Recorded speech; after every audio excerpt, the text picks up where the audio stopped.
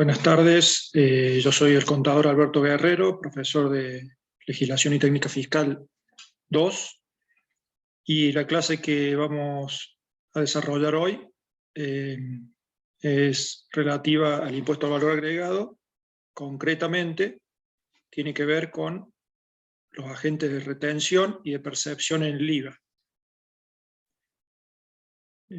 Ustedes ya han visto a lo largo de la materia que todas las retenciones y percepciones sufridas vinculadas al impuesto al valor agregado, los contribuyentes que las sufrieron, las soportaron, pueden en su declaración jurada computarlas, restarlas del saldo a pagar y de esa manera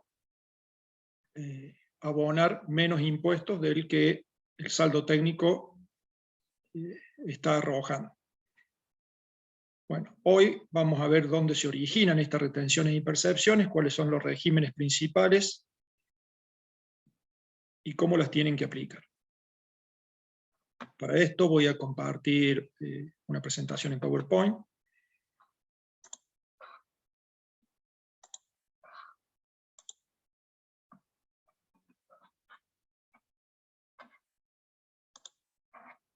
Entonces, como les decía, vamos a avanzar en lo que significa o en qué consisten estos regímenes. En primer término, antes de entrar a los regímenes de retención en forma particular, armé un esquema que tienen en la presentación, donde explico gráficamente cómo funciona o en qué parte de la operación comercial podemos situar a una retención y qué consecuencias tiene la misma. Si ustedes se fijan, tienen al vendedor a su izquierda, a la izquierda, en color celeste, al comprador, que en este caso es agente de retención de IVA. El flujo que va del vendedor al comprador se los marqué con color naranja. En este caso el vendedor entrega o envía mercaderías, también puede ser servicios, obra o locaciones, al comprador. Y además de las mercaderías, tiene que entregarle, emitir y después entregar, la factura que respalde esa operación. Esa factura va a contener el precio de esas mercaderías, en este caso serían 1.000 pesos, y también incluir el impuesto al valor agregado, 210 en este ejemplo, que incluye dicha operación. Estos 210 son débito fiscal para este vendedor y crédito fiscal para el comprador. Hasta que una operación normal, como si no hubiese agente de retención.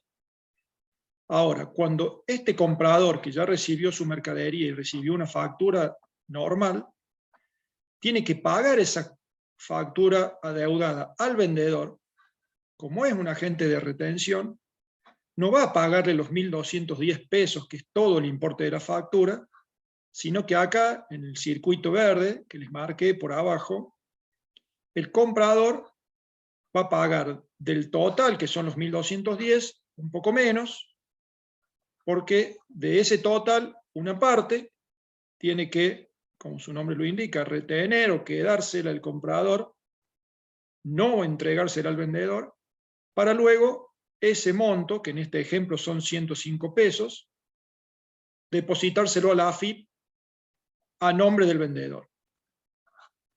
Entonces, ¿cuándo hay una retención? Cuando el que va a pagar, en este caso el comprador, es un agente de retención, está obligado por la norma a retener, en este caso, el IVA. Entonces este comprador paga en defecto menos que lo que dice el importe de la factura, que es 1.210, paga 1.105, y entrega un comprobante de retención al vendedor por los 105 pesos. Entonces, entre lo que le paga, que puede ser en efectivo, transferencia o cheque, y lo que le retiene, eso suma los 1.210, que es el total de la factura. Fíjense que son los mismos 1.210 que tenemos acá arriba. Ahora bien, ¿qué consecuencias tiene esta retención para las dos partes? Para el comprador, Hasta acá lo único que hizo el comprador es, en vez de darle 1.210 al vendedor, le dio menos y le entregó un comprobante de retención. Estos 105, el comprador, es plata que no es de él, sino que es del vendedor, y está obligado por la norma a depositársela a la AFIP. ¿Cómo se hace? A través de una declaración jurada que se llama SICORE, que significa Sistema de Control de Retenciones, a donde tiene que declarar una por una todas las retenciones realizadas y decir específicamente a qué quit se hicieron esas retenciones, para que esta plata, en el ejemplo 105, queden en la AFIP a favor del vendedor. ¿Sí? Entonces se hace esa declaración jurada con todas las retenciones y tiene que el comprador presentar la declaración jurada y pagar la suma de todas las retenciones que hizo. Por otra parte, para el vendedor, hasta acá salió perdiendo porque no recibió los 1.210, o aparentemente salió perdiendo, no recibió los 1.210, sino que recibió 1.105, pero recibió un comprobante que dice que le retuvieron IVA por 105. ¿Para qué sirve esa retención sufrida o soportada por el vendedor? Cuando el vendedor realice su declaración jurada de ese mes, va a tener sus débitos fiscales menos los créditos fiscales, eso le va a dar saldo técnico, y a ese saldo técnico le va a restar las retenciones sufridas o soportadas. O sea que si tenía que pagar IVA, va a pagar menos IVA, es decir, va a restar los 105 de lo que tenía que pagarle a la AFIP. También puede pasar que tenga muchas retenciones y percepciones y quede un saldo de libre disponibilidad acumulado para el periodo siguiente a su favor. Este saldo de libre disponibilidad, como ya vimos al principio de la materia, no solo puede usarse para el periodo siguiente, sino que, como es de libre disponibilidad, puede usarse para compensar otros impuestos o puede transferirse a un tercero. Bien. Visto este esquema, cómo funciona un régimen de retención, esto podría ser aplicable a cualquier impuesto, ¿sí? Lo que nos interesa a nosotros acá es concretamente las retenciones del IVA. Vamos a entrar directamente a lo que son los regímenes de retención en el impuesto al valor agregado. Les hice un esquema similar para las percepciones, pero se los explico antes de empezar a tratar los regímenes de percepción. Bien, volviendo a las retenciones, hay muchos regímenes de retención de IVA vigentes, ¿sí? Fíjense acá tenemos 17. El principal es el régimen de empresas de proveedores de empresas, que es la RG 2854 de AFIP. Este es el que vamos a desarrollar, pero tenemos otros que a lo mejor les pueden resultar conocidos, como por ejemplo las retenciones de IVA que se hacen por los resúmenes de tarjeta de crédito, o las retenciones de IVA que se hacen en virtud de pagar una deuda registrada en una factura M, o las retenciones de IVA que se hacen en ciertos casos a monotributistas que están previstos en la RG 2616. Les repito, este listado no es para que ustedes sepan todas las que existen, sino que sepan que son muchos los regímenes de retenciones de IVA vigentes, son muy específicos, y vamos a desarrollar el primero, que es la RG 2854. Una aclaración importante. Si yo soy, según la RG 2854, agente de retención de IVA, automáticamente también soy agente de percepción de IVA según la RG 2408. ¿Sí? No puedo ser una sí y una no. O sea, una vez que estoy nominado como agente de retención de IVA por la 2854, automáticamente también soy agente de percepción de IVA por la 2408. Aclarado esto, vamos a ver el artículo 1 de esta resolución que menciona las operaciones alcanzadas.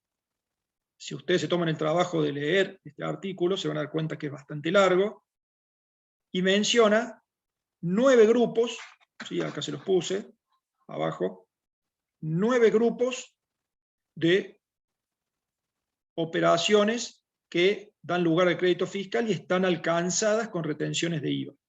¿Sí? Simplemente les menciono el grupo número 1, pero sepan que son 9. ¿Por qué se dividen en grupos? Porque más adelante van a ver que cada grupo tiene un tratamiento en cuanto a sus operaciones en el IVA o una alícuota específica, y también tiene una alícuota específica para realizar la retención de IVA. ¿Sí? Entonces es muy importante que entiendan que esta división en 9 grupos tiene su sentido. En el grupo número 1, que es el principal grupo, está la compraventa de cosas muebles, fabricación de una cosa mueble y construcciones sobre un inmueble ajeno o también obras sobre inmueble propio. Reitero, esto es a modo de ejemplo, simplemente el grupo número 1, pero son 9. Aclaro para que a esta altura no estén asustados, ustedes pueden tener dentro del material para los exámenes la normativa, y dentro de esa normativa pueden tener esta resolución 2854 para poder consultarla eventualmente en caso de hacerse alguna pregunta vinculada a este tema.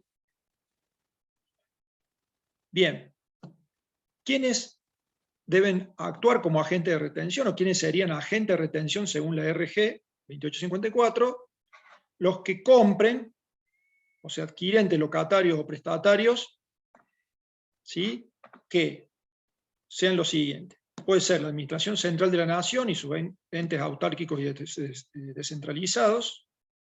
Los contribuyentes nominados por esta resolución, la AFIP publica en el boletín oficial cuáles son los agentes de retención según la RG 2854. ¿Sí? Hay criterios para designar a este tipo de agentes de retención. Fíjense que ser agente de retención es una carga para el contribuyente porque tiene que encargarse de, cada vez que paga, retener IVA y después declararlo y pagárselo a la AFIP. Pero también es una responsabilidad muy grande, porque hay una norma que lo autoriza y lo obliga a que extraiga plata de sus proveedores, se la quede y después se la ingrese a la AFIP. Con lo cual, si un agente de retención es deshonesto y retiene y después no le ingresa a la AFIP, se está quedando con plata ajena. ¿Sí? ¿Por qué le aclaro esto? Porque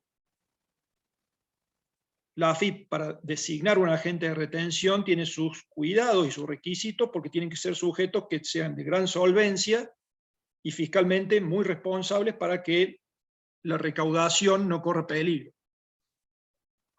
Entonces, les decía, el Estado Nacional, pero también los principales agentes de retención son los nominados por la propia AFIP, como me entero porque se publica en el boletín oficial.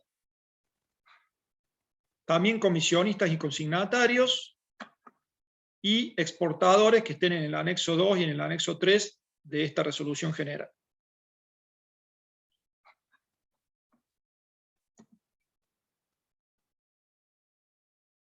Bien, entonces ya vimos cuáles son las operaciones sujetas a retención, quiénes son los agentes de retención. Vamos ahora con quiénes son los sujetos que van a sufrir o soportar las retenciones de IVA.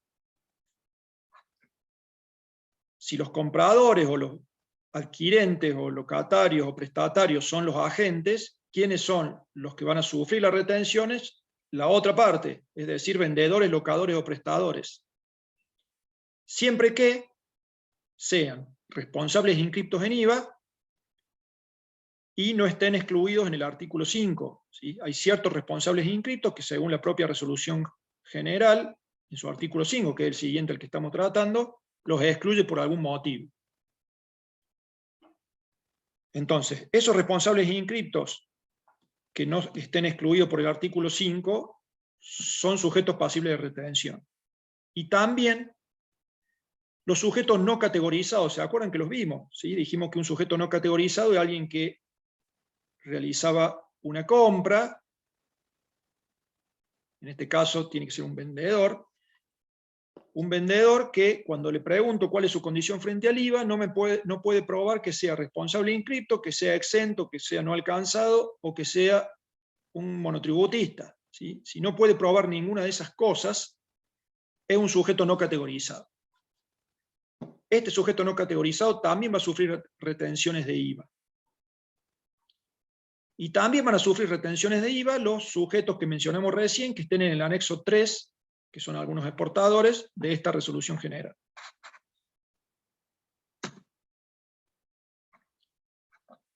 Bien, el artículo 5, como les dije recién, describe cuáles son los sujetos que, a pesar de ser responsables inscriptos, no van a sufrir retenciones de IVA, están excluidos de ser retenidos. En primer lugar, los mismos agentes de retención. O sea, un agente de retención, si le va a pagar a otro agente de retención, no le tiene que retener IVA. ¿Sí? Cuando este agente de retención que va a pagar le pague a un sujeto que es pasible de una retención de IVA por un régimen específico, ¿sí? Vamos a volver. Fíjense, acuérdense de estos 17 regímenes. ¿Sí? Estamos viendo el primero. Si yo estoy en alguno de los otros regímenes, ¿sí? Si a mí me retienen IVA por algún otro, por ejemplo, sistema de tarjeta de crédito de compra, por esas operaciones del régimen especial de retención, no me pueden retener por el régimen de la 2854.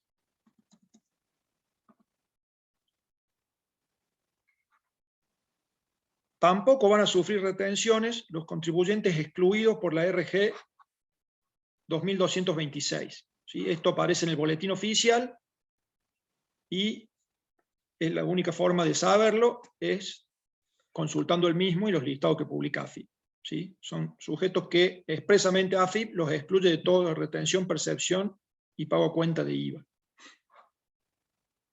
El punto 4 establece que la retención mínima es 400 pesos, o sea que por encima de 400 pesos recién van a proceder las retenciones de IVA.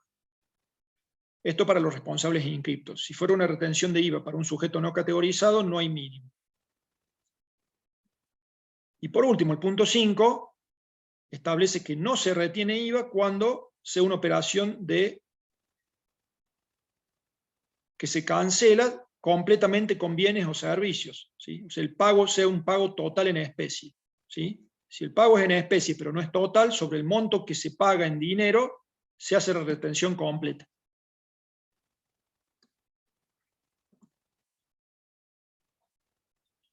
Bien. Artículo 6. ¿En qué momento realizar la retención? ¿Cuál es la regla?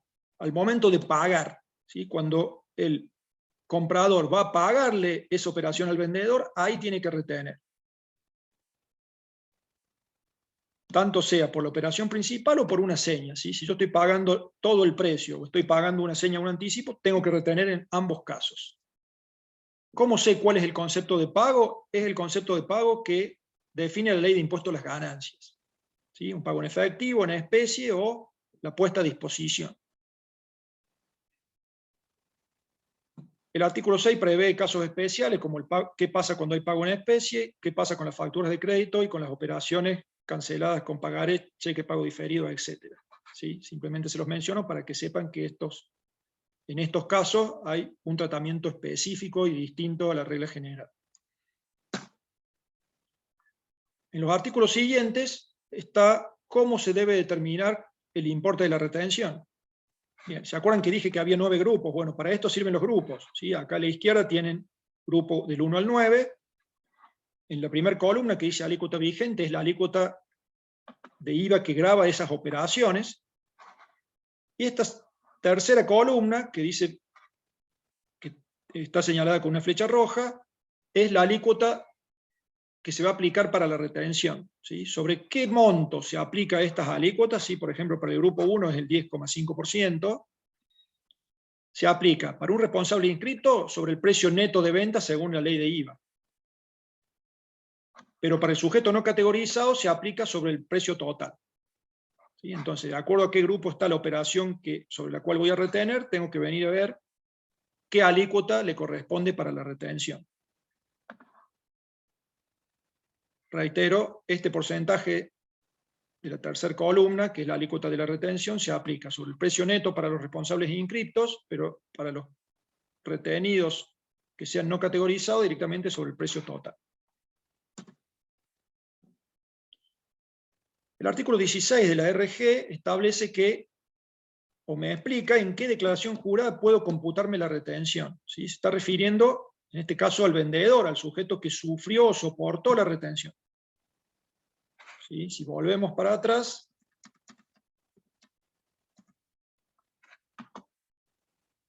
el agente era el comprador, el vendedor puede tomar esas retenciones en su declaración jurada. ¿Sí? ¿Qué dice el artículo 16? ¿En cuál declaración jurada pueden computar esas retenciones que sufrió o soportó? Entonces, ¿cuál es la regla? La retención se computa en la declaración jurada de ese mes. ¿Sí? Entonces tengo que mirar la fecha de la retención.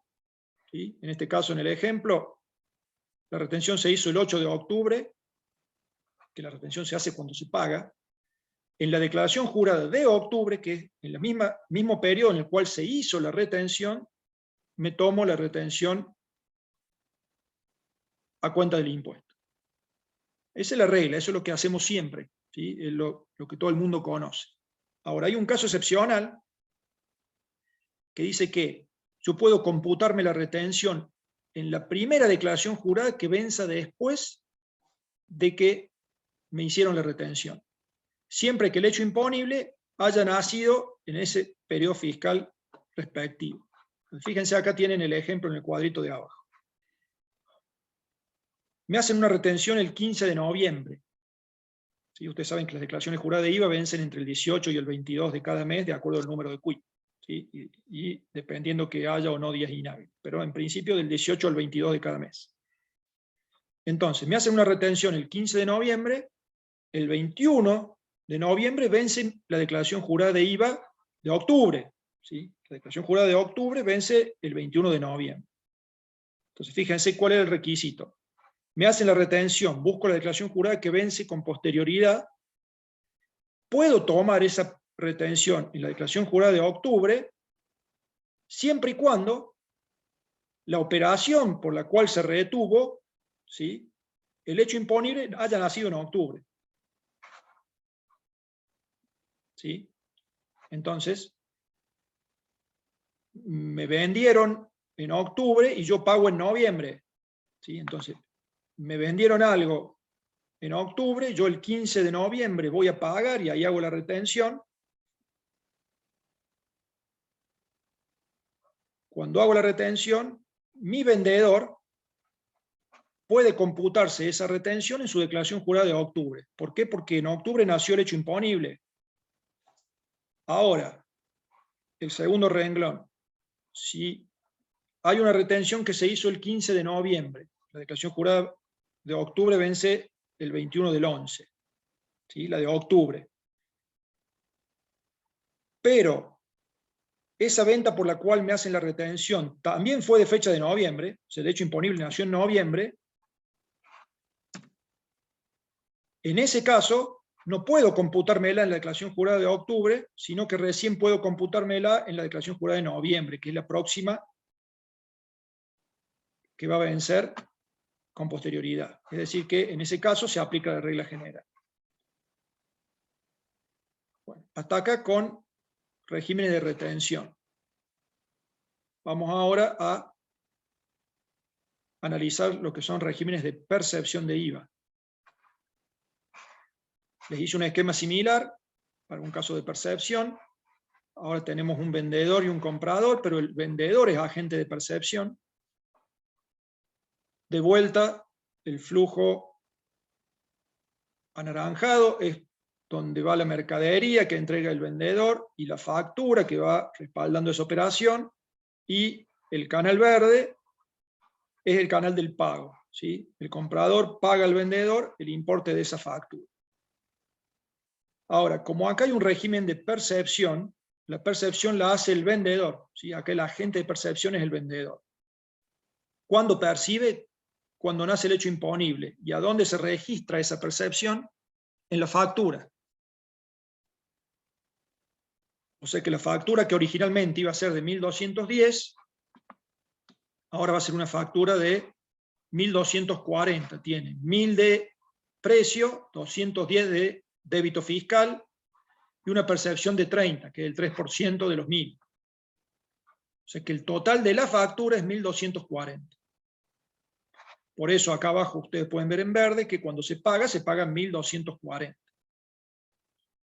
Noten que cuando hay percepciones, en este caso de IVA, la operación se encarece para el comprador, a los fines financieros. ¿Por qué? Porque tiene que pagar una factura más cara. En vez de pagar una factura de 1.210, que sería sin percepción, tiene que pagar una factura de 1.240, que es una factura con percepción. Estos 30 pesos que se encarecen para el comprador tienen un efecto neutro en su esquema de ingresos y gastos, porque los 30 pesos de percepción reducen el importe que tiene que pagar en su declaración jurada de IVA. Y se los puse acá abajo. La percepción se descuenta o reduce lo que hay que pagar de IVA generado por el saldo técnico. O sea que funciona igual que la retención, tanto retenciones como percepciones, para el que la sufrió o la soportó, generan saldo libre de disponibilidad y achican lo que hay que pagar en su declaración jurada de IVA. Y para el agente, en este caso es el vendedor, también el agente de percepción, al igual que en el caso del agente de retención, tiene que ingresar cada una de las percepciones que realice a través de la declaración jurada SICORE. Digo cada una porque tiene que detallar cada una y decir a qué quit fue realizada la percepción, y además de declararlo, tiene que pagar todas las percepciones realizadas a la AFIP. Espero que con estos dos esquemas entiendan bien la diferencia y no confundan una cosa con otra. Esa es la idea de estos esquemas. Bueno, ya entrando a los regímenes de percepción concretamente, también tenemos varios, no tantos como los de retención, pero son en este caso 10. Hay algunos conocidos, por ejemplo, las percepciones de IVA que se hacen en la aduana.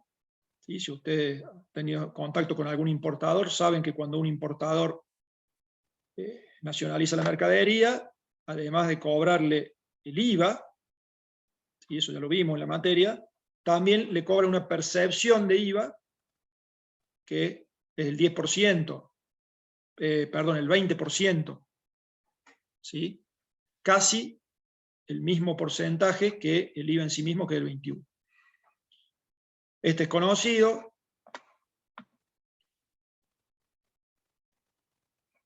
También tienen un régimen de percepción de IVA que hacen los bancos. Y el régimen general, si quieren otro conocido, el del punto 9, que es para los portales de operaciones virtuales, son operaciones concertadas electrónicamente. Y el régimen principal es el régimen general de percepción de IVA, que está en la resolución general de AFIP 2408. Ese es el que vamos a ver un poco más en detalle. Entonces, ¿qué dice la RG 2408 de AFIP? Lo que les había contado al principio, que si soy agente de retención de IVA por la 2854, también soy agente de percepción de IVA por esta resolución general 2408. Es automático, ¿sí? Dada la situación que estoy nominado agente de retención, paso automáticamente también a ser agente de percepción de IVA. Bueno, ¿cómo funciona este régimen de percepción? ¿Cuáles son las operaciones alcanzadas? Las ventas, locaciones y prestaciones grabadas en IVA. O sea, para que haya una percepción de IVA, la operación principal que se respalda en esa factura donde va a ir la percepción, tiene que ser una operación grabada en IVA. Y se excluyen a las operaciones grabadas que tengan que sean bienes de uso, ¿sí? Cuyo objeto sea un bien de uso. ¿Sí? O sea que si una concesionaria vende un camión a una empresa de transporte, esa venta está grabada con IVA, en ese caso el 10,5%, no va a hacerle percepción de IVA, porque a pesar de que la venta es de un bien grabado, ¿sí? En este caso el camión, como esta empresa de transporte lo va a afectar a bien de uso, ¿sí? Expresamente eso está excluido de percepción. No se le hace en ese caso la percepción a pesar de que la operación está grabada en IVA. Entonces, el agente de percepción es un responsable inscrito en IVA. ¿Sí? Dijimos van a ser los que son nominados agentes de retención por la 2854, los mercados cereales a término y los consignatarios de Hacienda, ¿sí?, cuando actúen como comisionistas o consignatarios. Estos sujetos, cuando hagan ventas, locaciones y obras grabadas en IVA, tienen que percibir el impuesto. ¿Sí? Reitero, la operación principal tiene que estar grabada en IVA. Tiene que ser una operación de venta de cosa mueble, dijimos, salvo bienes de uso, o locaciones y prestaciones. Y el cliente, el destinatario de esa operación, el comprador, tiene que ser también un responsable inscripto. Entonces, ahí es la tercera pata, ¿sí? Tengo un agente de percepción, que obviamente es responsable inscripto en IVA. Tengo una operación principal grabada en IVA, que sea venta de cosa mueble, locación o prestación. Y el comprador también es responsable inscripto, en ese caso se hace la percepción de IVA por la RG 2408. Perdón.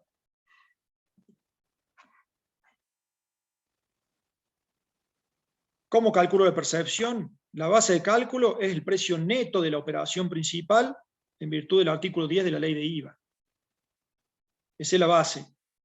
¿Y qué alícuota se aplica para calcular la percepción? En general un 3% sobre la operación grabada, y si esa operación está grabada al 10,5, la alícuota de la percepción es del 1,5%. ¿Cuándo corresponde practicar la percepción? Cuando nace el hecho imponible de la operación principal. ¿Sí? Esto en virtud de los artículos 5 y 6 de la ley de IVA y los correspondientes del decreto reglamentario. ¿Sí? Fíjense que acá no dice la norma que es cuando se factura la operación, sino que es cuando nace el hecho imponible.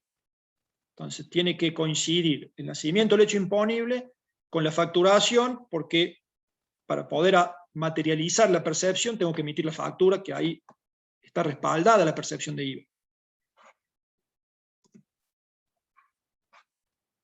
Bueno, y por último, ya para terminar con esta clase, el artículo 4 de esta resolución general dice cuándo no corresponde hacer la percepción, ya sea total o parcialmente. ¿Sí? Hay muchos casos, sepan que hay excepciones. Les nombro los principales. ¿Sí? Si una empresa tiene un beneficio de promoción industrial que lo libera del IVA, bueno, a esa empresa no hay que percibirle IVA. Si soy otro agente de percepción, ya lo habíamos dicho, tampoco hay que percibirle IVA de un agente a otro. No se le hace percepción de IVA a las entidades financieras. Si estoy excluido de toda retención, percepción o pago cuenta de IVA por la RG 2226, ¿sí? Dijimos que eso se publica en el boletín oficial, tampoco hay que hacerle percepción de IVA. Hay un decreto que es el decreto del año 87, 20.058, que excluyó a ciertos sujetos que son YPF, Obra Sanitaria de la Nación, Aerolínea Argentina, Hidronora, etc. Bueno, esos sujetos enumerados en ese decreto tampoco van a recibir percepciones. Si el monto a percibir por operación no llega a 60 pesos, no se hace percepción. Y cuando hay una venta de productos primarios, ¿sí?, por canje, por otros bienes, tampoco se percibe. ¿Sí? Reitero, estos son los principales, pero hay más excepciones en el artículo 4. Bueno, espero que con esta reseña de ambos regímenes, de los principales regímenes de retención y percepción, les haya quedado claro el concepto, y reitero, para los exámenes pueden tener las resoluciones generales principales, es decir, la 2854 para las retenciones y esta resolución general 2408 para las percepciones. Bueno, muchas gracias.